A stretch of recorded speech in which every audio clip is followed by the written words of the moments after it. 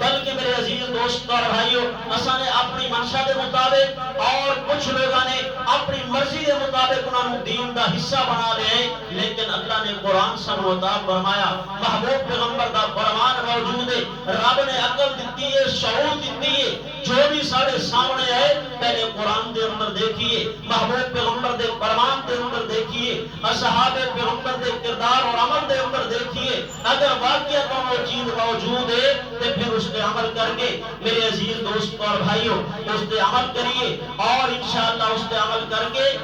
کریں گے دنیا دے اندر اللہ تبارک و تعالی دنیا اور آخرت کے اندر کامیابی عطا فرما دے گا۔ لیکن میرے عزیز دوست اور بھائیوں جس چیز کا دین نال کوئی تعلق نہیں، دنیا کی رسم و رواج کے پیچھے اسی بہ گئے اور رمضان مبارک دے بابرکت مہینے دے اندر اسی توبہ نہیں کیتی تے میرے عزیز دوست اور بھائیوں کل قیامت والے دن یہی اعمال سارے واسطے وبال جان بھی بن سکتے ہیں۔ اس وجہ تو اللہ تبارک و تعالی دے قرآن کو پڑھو، محبوب پیغمبر دے فرمان کو پڑھو، اصحاب پیغمبر رضی اللہ تعالی عنہ اجمعین دے کردار اور عمل قول و فعل نو دیکھ کے اس کے مطابق میرے عزیز دوست اور بھائیوں عمل کریے۔ میرے محبوب پیغمبر علیہ الصلوۃ والتسلیم نے نفلی عبادتیں بھی بہت ساری ہیں، جیسے اس طرح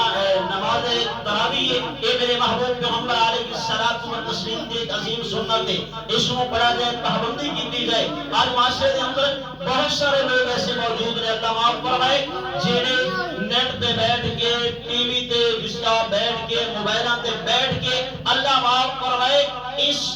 پاک پیغمبر علیہ الصلوۃ والتسلیم دی عظیم سنت کو بدعت قرار دینے کہ محبوب پیغمبر علیہ الصلوۃ والتسلیم نے نماز تراویح کا اہتمام نہیں کیتا، صحابہ کرام رضی اللہ تعالی عنہ اجمعین نے نماز تراویح کا اہتمام نہیں کیتا۔ اس وجہ تو میرے عزیز دوست اور بھائیوں بہت سارے آج کل فتن اتنا زیادہ ہو چکے ہیں، فتنے کا ظہور ہو چکے ہیں، اور اس موبائل نے اس نیٹ نے فتنے پھیلا دیتے ہیں۔ سارے سامنے کوئی پگڑی دستار بن کے جبہ کبا بیٹھ کے کچھ مسائل بیان کر دیتے ہیں، ایسی سمجھتے ہیں شہد ہی شریعت ہے، جو کچھ اس نے بیان کرتا ہے یہی چیز ہے، حالانکہ میرے عزیز دوست اور بھائیوں اس کا دین نال کوئی تعلق نہیں ہوگا، قرآن نال کوئی تعلق نہیں ہوگا۔ جس طرح میں پہلے عرض کیتا ہے کہ بہت سارے لوگ جڑے اصحاب پیغمبر دے دشمن نے، اہل بیت اسلام دے دشمن نے، دین دے اندر نقص نکالنے کی کوشش کرتے ہیں، وہ یہ بھی کہتے ہیں کہ نماز تراویح ایک دین کا کوئی حصہ نہیں بلکہ ایک بدعت ایجاد ہے،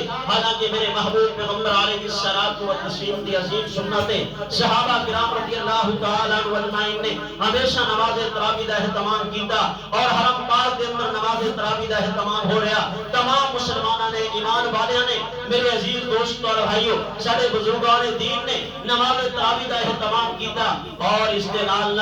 جتنا ہو سکے نفل عبادت میرے محبوب پیغمبر علیہ الصلوۃ والتسلیم نے اوابین پڑھیا نے، اوابین دی فضیلت بیان فرمائیے، یعنی نماز مغرب کے بعد 6 رکعت دو کر کے، یعنی دو نفل 6 رکعت پڑھی جائیں، میرے محبوب پیغمبر علیہ الصلوۃ والتسلیم کا فرمان عالی شان موجود ہے، 1 سال کی مکمل عبادت کا اس کو ثواب ملے گا۔ اسی طرح میرے محبوب پیغمبر علیہ الصلوۃ والتسلیم نے فرمایا اشراق کی نماز ہے میرے عزیز دوست اور بھائیوں، جس وقت سورج نکل رہے، سورج نکلنے کے بعد 15-20 منٹ کے بعد میرے عزیز بھائیوں میرے محبوب پیغمبر علیہ الصلوۃ والتسلیم کا فرمان عالی شان ہے، جس نے 4 رکعت نماز عطا کی ہے، 4 رکعت نماز رب اشراق پڑھی ہے، یعنی 2 رکعت پڑھ کے میرے محبوب پیغمبر علیہ الصلوۃ والتسلیم نے فرمایا اس کو مقبول حج عمرہ دا اللہ تبارک و تعالی ثواب عطا فرمائیں گے۔